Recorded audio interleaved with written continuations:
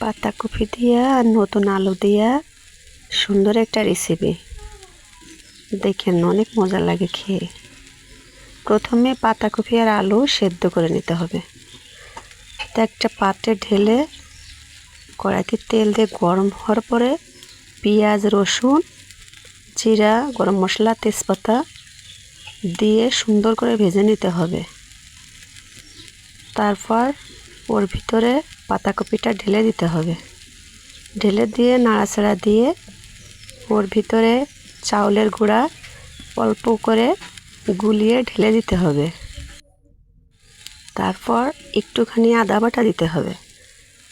দেওয়ার পর অনেক সুন্দর করে অনেকক্ষণ নাড়াতে চাড়াতে যখন হয়ে যাবে তখন একটা পাত্রে ঢেলে ফেলবেন। এরপর একটু খেয়ে দেখবেন অনেক স্বাদ হয়েছে।